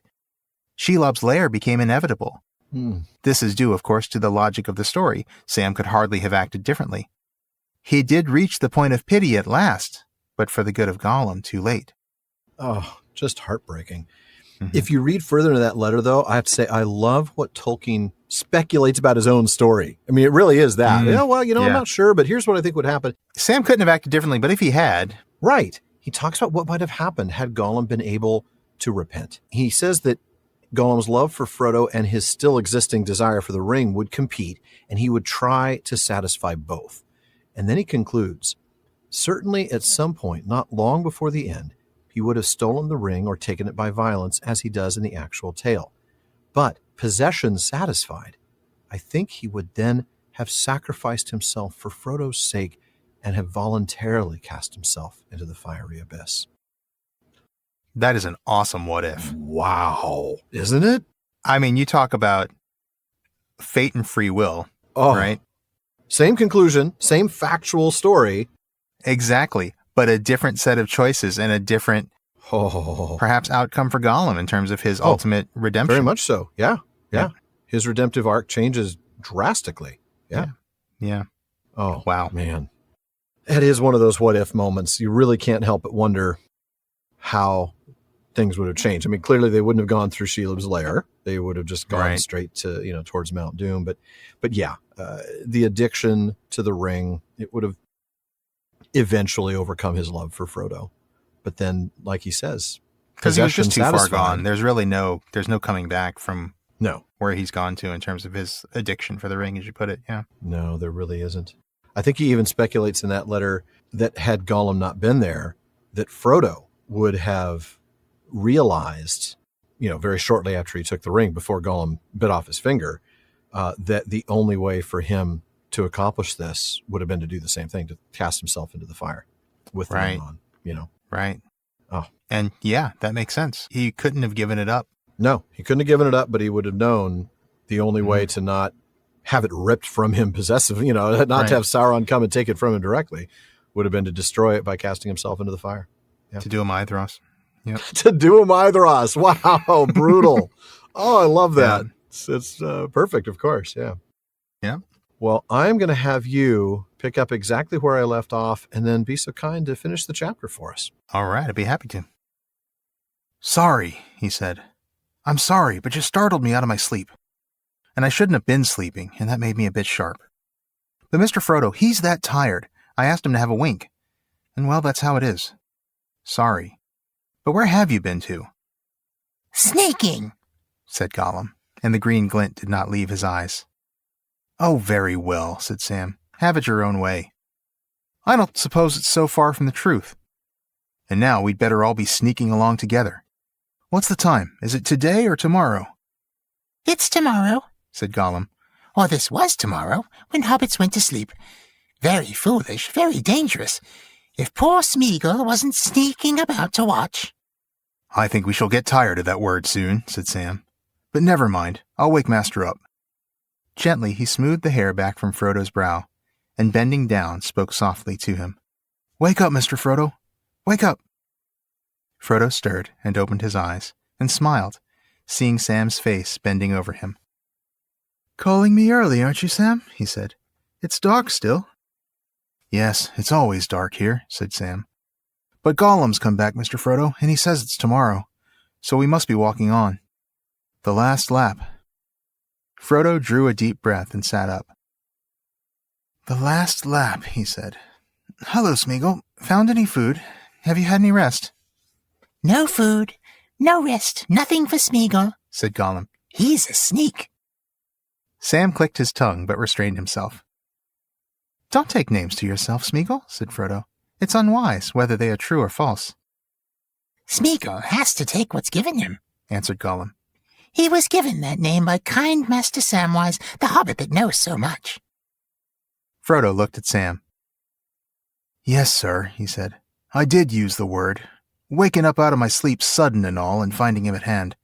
I said I was sorry, but I soon shan't be. Come, let it pass then, said Frodo. But now we seem to have come to the point, you and I, Smeagol. Tell me, can we find the rest of the way by ourselves? We're in sight of the pass, of a way in, and if we can find it now, then I suppose our agreement can be said to be over. You have done what you promised, and you're free. Free to go back to food and rest, wherever you wish to go, except to servants of the enemy. And one day I may reward you. I, or those that remember me. No, not yet, Gollum whined. Oh, no. They can't find the way themselves, can they? Oh, no, indeed. There's the tunnel coming. Smeagol must go on. No rest. No food. Not yet. Nope, you can't find the way to the giant spider yourselves, so I'm going to have to help I got to be there to make sure you find your way to the giant spider. Oh, man. What a chapter this has been. Let's go back to the beginning of that passage. So Sam starts off by giving the excuse that he'd just been asleep, which, he shouldn't have been. So I think there's a little bit of a sting there, right? I mean, he's mad at himself for very falling self-conscious asleep. for I can't believe I fell asleep. Yeah. And of course, he's also woken up suddenly. And I got to tell you, as my kids and my wife will tell you, waking me up suddenly does not often result in a happy, friendly me. It's, what's going on here? What's your problem? Why are you waking me up? Is there a fire? Shut up. Right. And then 30 seconds later, I'm fine. But this is a bad idea. So waking Sam up, bad idea. Now, Sam does seem genuinely apologetic here, but it's too little too late, as Tolkien said in those letters we just talked about. It is. Yeah, it is too late. Too little too late. But I do think you're right. I think he is genuinely apologetic. He does feel regret for what he's done. So Sam tries to move forward, right? He repeats the question, but without the bit about sneaking or, thankfully, the name of villain. Yeah. Gollum, complete with the green glow in his eyes, telling us that this is not good. No. Gives a perfectly accurate answer. What was I doing? I was sneaking. Yeah, which is true. of course. It is true. Yeah. It is absolutely true. But I love the way he tells it, right? I mean, he's clearly using it just as a dig to keep getting under Sam's skin. So snarky at this point. I mean, I think he's genuinely hurt, actually. Oh, he is. Of course he is. And he gets nasty about it. He does. I don't blame him, actually. No, I don't either. I mean, there he was, really vulnerable, right? Yeah. Very clearly emotional. And Sam did the Sam thing. Sam did. Kind of stumbles along, clomp, clomp. Yeah.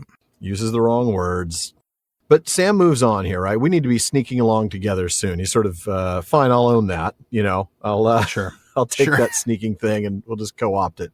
And then he asks, what time is it? Is it the same day that it was when we fell asleep? And of course, no, it's the next day. It's tomorrow. And Gollum chastises Sam for falling asleep. That was a dumb thing to do, Sam. Yeah. And then he gets in another sneaking comment, Yeah. So, that was a dumb thing to do. If Smeagol wasn't sneaking around, keeping an eye out. Yeah, you might have been in danger otherwise. Yeah. So passive aggressive. Oh, I know. Bit manipulative, really. He really wants Sam to feel guilty much. About this. Yeah. Which I think is going to backfire. Sam kind of says later, he's like, I'm not going to be sorry for long.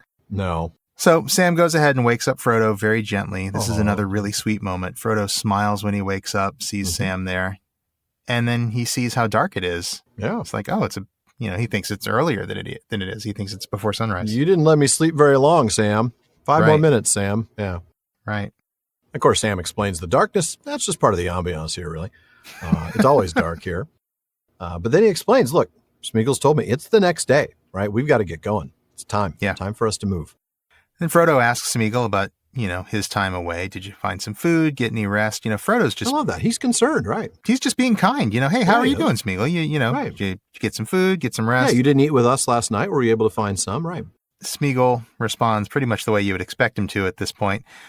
No food, no rest. Yeah. I mean, that's probably true. I'm sure Shelob isn't the most generous host. I'm sure she's not. or what she serves on her platter is not something that even Smeagol wants to eat. It's not tea and scones, I'm sure. No, it's not. And the clotted stuff is not clotted cream. Oh, that's horrible. That's absolutely horrible. So, didn't get any food at Shelob's spot. And by the way, I'm a sneak. Yeah, sneaking. Sneak. Another comment about being a sneak. He's going to keep on doing He's really digging in. And Frodo, he shows off more of this caring, right? I mean, first he asks him, hey, were you able to find anything to eat? What about any rest? He does the right thing here. He says, knock off the negative self-talk, right? I mean, this is stop beating yourself up. That's good advice. It really is. Yeah. And I like this. He says it's not wise, essentially, even if it's actually true, right? True or false, it's still not a good idea. I want to talk about that because I'm not so sure. I know you're a sneak, Gollum, but don't call yourself that. Come on. I know, seriously. I mean, we totally don't trust you, but don't say that yourself. Don't be so hard on yourself. Don't worry, we still don't trust you, but you should trust yourself. Right. I don't know. I mean, he is right. Obviously, there's no purpose served in negative self-talk, but no, there's not. It is ironic that it says, even if it is true, whether it's true or false. I know it is kind of ambiguous there. Yeah. I love this, though. Smeagol now finally has the chance to do what he's been waiting to do since Frodo woke up, and that's throw Sam under the bus. He didn't have to wait long, did he? Oh, I'm not calling myself a sneak. Your buddy Sam here. This guy did it. Kind Master Samwise has called me a sneak. Oh, the hobbit that knows so much. Oh, man. I think that's going to be one of our new intro bits. The hobbit that knows so much? Instead of the man of the West, I might just be the hobbit that knows so much. And I'll be the sneak. Oh, I love that. Yeah. I love that. I mean, you're right. He totally throws Sam under the bus. Like, no, I'm not calling myself that. It's beautifully done. I mean, he set him up. Yeah. Right. Yeah, he totally did. And this forces Sam to admit his mistake. He's like, okay. Yes, I called him a sneak. I was tired. He just woke me up. I'm sorry. I said I was sorry. I'm not going to be sorry for much longer. Yeah. Oh, man. Good stuff. And Frodo, this is classic leadership move. All right, fine. Let's just put it past us. Put it behind us. Yeah. And let's move on. Smeagol, apologize to your brother. This is Yeah. this is very much, if you've got kids, If you've got kids, you've definitely you've experienced done this this moment. before. All right, fine. Just put it behind you. Just you apologize. You say you're sorry. Say you're sorry. All right, fine. Yeah. Now let's put it behind us. Let's go. Yeah. I will actually sing Let It Go to get my kids to let it go. Oh, that's amazing. If they refuse to put something behind them, I will actually start singing them that song just so they... Wow. You're a better dad than me, Sean. No, it's mostly about them saying, please stop singing, Dad. Okay, fine, we'll let it go. Fine, we'll let it go. I see. So it's like child torture. Torture. Like, call the authorities. Exactly. State of Texas, you might want to know that there's a guy in Austin who's singing to his kids. Yeah, no, I'm singing it myself, because if I played the song, they'd be fine with that. They'd be okay with that. No. Yeah, No, because that's Adina Menzel and she can actually sing. I can't sing, so. No, certainly not like Adina Menzel. Yeah. No. All right. So getting back to the text, of course, Frodo, after he says, let's move on, he asks Smeagol, hey, are we at a point now where we can find our own way in? Because then we're going to be done, right? Our agreement is completed and you're then free to go wherever you want. I mean, with some exceptions, you can't go to the bad guys, right? Right. Frodo even says he might be able to reward him sometime. Or I love that. Or somebody who remembers me. Or those who remember me, because I'm probably not going to make it. That's dark. Yeah. It is dark, but I mean, we're not surprised at this point, are we? Yeah. Yeah. And we're also not surprised that Gollum is like, no, you guys totally can't find the way on your own. That's right. I have to be there with you. You couldn't possibly find this tunnel. Like, really, how many tunnels could there be? That will probably be very obvious, yeah. You could never find your way through the tunnel. So, yeah, he wants to stay under the terms of the agreement. It's not over yet. Mm-hmm. That's right. Well, fortunately, our agreement with Barliman cannot be said to be over. No. What does Barliman have in the bag for us tonight? I hope it's not a date with a giant spider in her cozy lair. What could go wrong there? A little Netflix and chill with a giant spider. Oh, man. Yeah. Yeah, no. Didn't end well for Melkor. Won't end well for us. Let's get to it. So, Ryan M. in Cincinnati, Ohio asked, in episode 246, you discussed the debate that Frodo had over the choice of whether or not, after hearing Gollum's muttering over the roars of the falls, whether or not to go back to Faramir's men and have them shoot Gollum and never have to hear that voice again. Ryan says, I cannot help but be reminded of Bilbo's exact same decision of whether or not to take Gollum's life and put his eyes out in the Goblin's caves. This feels very much like it was on purpose. Do you believe that Professor Tolkien meant to draw a parallel moment from Bilbo's sparing Gollum's life to Frodo's in The Two Towers? Oh, absolutely. I definitely think so. The connection is right there at the end of the paragraph where these thoughts cross Frodo's mind. We get this obligation by, I'm going to call it by like the job duty, right? The servant has a claim on the master for service, even service in fear. Then we get this obligation by performance. They would have foundered in the dead marshes, but for Gollum. But it's that last sentence that makes that direct link between this moment and Bilbo sparing Gollum. Frodo knew, too, somehow, quite clearly, that Gandalf would not have wished it. Yeah. So that's interesting. Frodo's actually choosing to show pity out of a few different obligations, right? I mean, you did say, debt to Gollum for his service, like, basically for the job. Right. But then also for what he's gained from that service, he's gotten competent guidance to where he's going. But then also obligation to what Gandalf would have wanted. Right. It's all sort of out of obligation, but that doesn't make it not pity, right? No, of course. Well, now let's take a look at that fateful moment in The Hobbit, Chapter 5, when Bilbo shows pity to Gollum, and Gollum doesn't even realize it. Bilbo almost stopped breathing and went stiff himself. He was desperate. He must get away, out of this horrible darkness, while he had any strength left. He must fight. He must stab the foul thing, put its eyes out, kill it. It meant to kill him. No, not a fair fight. He was invisible now. Gollum had no sword. Gollum had not actually threatened to kill him or tried to yet. And he was miserable, alone, lost. A sudden understanding, a pity mixed with horror, welled up in Bilbo's heart. A glimpse of endless unmarked days without light or hope of betterment. Hard stone, cold fish, sneaking and whispering. All these thoughts passed in a flash of a second. He trembled. Wow. And that passage is all the more poignant after reading what we read. What we've just read, yeah. About Gollum, caressing Frodo's knee. Yeah. That misery, that aloneness. And yeah, you talked about having tears in your eyes for a moment. I think what we both experienced there was that same sudden understanding, that pity mixed with horror of what he's endured. These unmarked days, these endless days, they're never going to get better. Yeah. What a miserable fate. Absolutely. A fate truly worse than death, really. Yeah, I mean, very much so. I mean, he deserved death. It's such a phrase that, people overuse and don't really mean it, but this really is. But this is literally a fate worse than death, because death really wouldn't be so bad. No, it would be a gift for sure.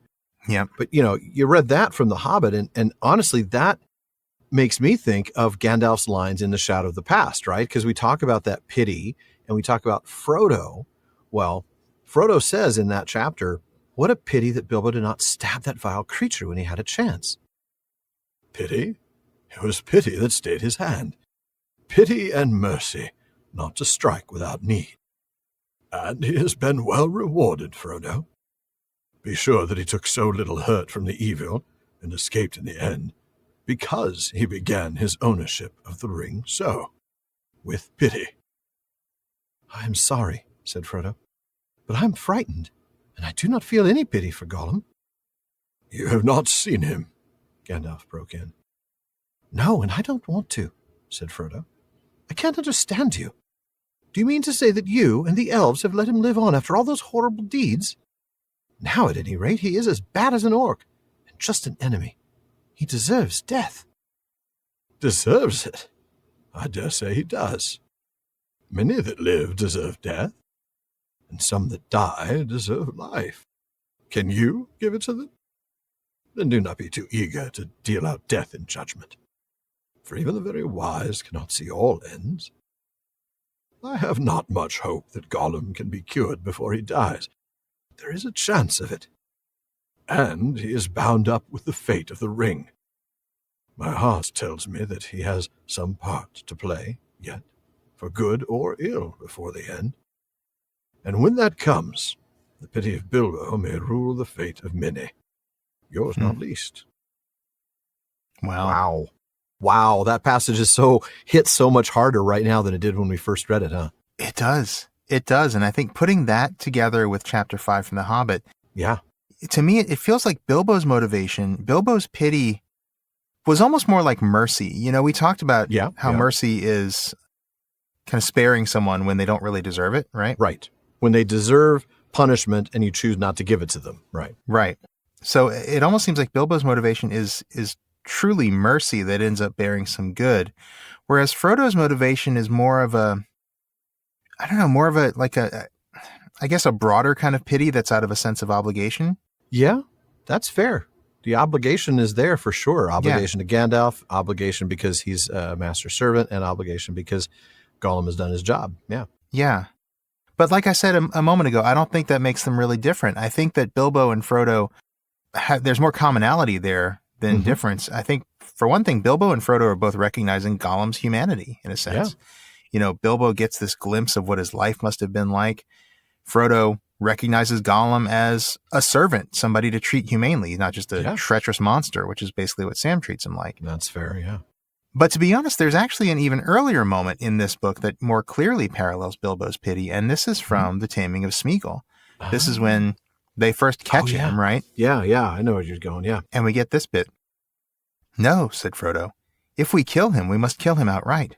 But we can't do that, not as things are. Poor wretch, he has done us no harm. Oh, hasn't he? Said Sam, rubbing his shoulder. Anyway, he meant to, and he means to, I'll warrant. Throttle us in our sleep, that's his plan. I dare say, said Frodo, but what he means to do is another matter. He paused for a while and thought. Gollum lay still, but stopped whimpering. Sam stood glowering over him. It seemed to Frodo then that he heard, quite plainly but far off, voices out of the past. And then it's basically just a paraphrase of the stuff that you just read from Shadow of the Past. Yeah. It's him remembering Gandalf. Yeah. Incorrectly at one point, right? He doesn't have a perfectly accurate memory. Yeah. Mm-hmm. Yeah.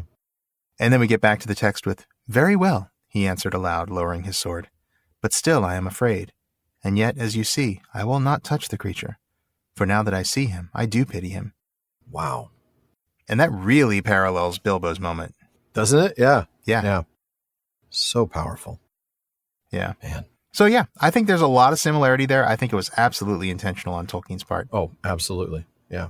Tolkien was very much drawing a line straight from Bilbo's pity through Gandalf's explanation of Bilbo's pity to these moments here. Yeah. Yeah, very, very much so. Great question, though, Ryan. Thank you. Oh, it is. Tremendous question. What do you think, Alan? Do we have time for one more? Yeah, we're getting close, but I think we have time for one more. Our right. old friend Jeff L. In New York asks, in the Stairs of Cirith Ungol, Tolkien uses the word human in an adjectival form to describe the carven figures on the bridge that Frodo sees, contrasted with the word bestial. It's the only time, Jeff points out, that Tolkien uses the word human, at least within the narrative. He does use the word in the usual way when necessary in his own non-narrative essays in the History of Middle-earth books. He then goes on to ask us, what do you make of this linguistically? Long ago, back when I first realized Tolkien chose the word men to mean mankind, I stumbled across this one-time usage and found it odd. I realize he's just trying to suggest a non-bestial form, but why not use a different word? Tolkien's the master of words. Am I the only one who finds this usage almost jarring because he never uses it anywhere else? Sean, that's definitely a question right up your alley. Wow. Yeah, that's a good catch, Jeff, and a very tough question. Mm-hmm. First of all, you're absolutely right. This is the only time Tolkien uses the word human in the text of The Lord of the Rings. Mm-hmm. So it does seem like it's worth investigating. Going to do my best here. There's going to be a bit of speculation in here. Whole lot of word nerdery. Of course. Hold on tight. We're going to go down some rabbit holes. All right. So let's start with the obvious, right? Tolkien doesn't usually use the word human. He usually uses the word man or a derivative like mannish or men to mean human. The reason for this is quite simply, as it often is with Tolkien, it's just a matter of Germanic philology. Going all the way back to the beginning of Old English, actually before the beginning of Old English, man was the word for a human being, regardless of gender or age. Right. Now, it was also a word for an adult male human being because, well, society being what it was, right. Of course, I mean male society at the time in the Middle Ages. Well, they tended to default to male at the time. Of course. Just the way they were. So it was a word for an adult male human being, but it wasn't the primary word for an adult male human being. It was the primary word for just any human being. Primary word for an adult male human being was were, as in like werewolf, which means man-wolf. Yeah, or weregild. If you're interested, the corresponding word for an adult female was weef, as in wife, but it used to mean any woman, not necessarily a married woman. Right. There was another pair of terms. There's wepman, which means like weapon man for male, and weefman, which means like wife man, which was female. The point is that in Old English, man primarily meant human, not adult male human. And that's why Tolkien tends to use that word for the human race. Yeah. Human, on the other hand, believe it or not, it's not related to the word man at all. You're probably looking at it, you're thinking, well, it looks like it has the word man in it, right? M-A-N is right there in it. But actually, human is a late Middle English borrowing from around 1450. It was actually borrowed from French, and it was also borrowed directly from Latin around the same time. The Latin origin of the word is humanus, which is an adjective that's formed from the same root as the Latin word homo, as in homo sapiens. Right. Homo in Latin was the standard Latin word for a human being. Okay. Like Old English, Latin had separate words for an adult male, like vir or vir, which is the root of our word virile. They had words for an adult female, too, like femina or mulier. But the Romans also had that default to male thing that the Anglo-Saxons did because... Gee, I'm shocked, yeah. I know, right? Middle Ages being what they were. Because actually, the Romance languages, at least all the ones that I know of, they actually base their modern word for an adult male on homo, not on vir or wir. You know, like Spanish hombre, French homme, Italian uomo. Those all come from the Latin word for human, not the Latin word for male human. That's interesting. It is, but I'm digressing again. Yes, you are. So, you know what? Lest we get too far afield, try to bring it back to Tolkien if you can. I think it's too late, and I really am trying to. I know you are. All right, I'll reel it back in. But I just wanted to illustrate that human was a later borrowing into English, and despite being related to words for adult male and Romance languages, because I'm sure somebody out there who's a Spanish speaker is going to be like, well, wait, it's very similar to, our word for man. Right, right. In English, when human was borrowed into English, it has always had that broader sense of human being, which has allowed the word man to kind of shift into its current meaning of an adult male. So, going back to Tolkien, Okay. If Tolkien typically uses man instead of human, why does he use human here? And I think I have two possible explanations here. Okay.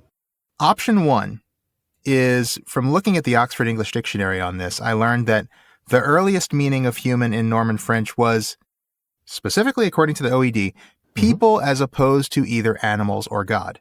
Okay. So not just people, but people as opposed to either animals or God. So not the creator and not the other creatures. Right.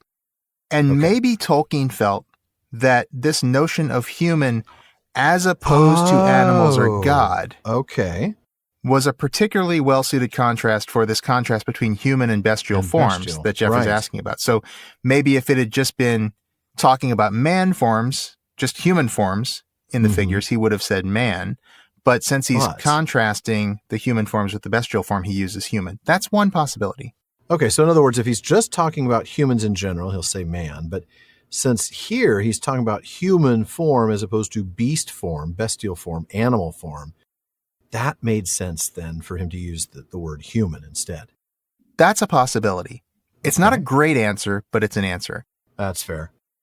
The other option, and the one I think I kind of like more, the more I think about this, is that maybe the carven figures on the bridge were actually carved in both male and female shapes. I mean...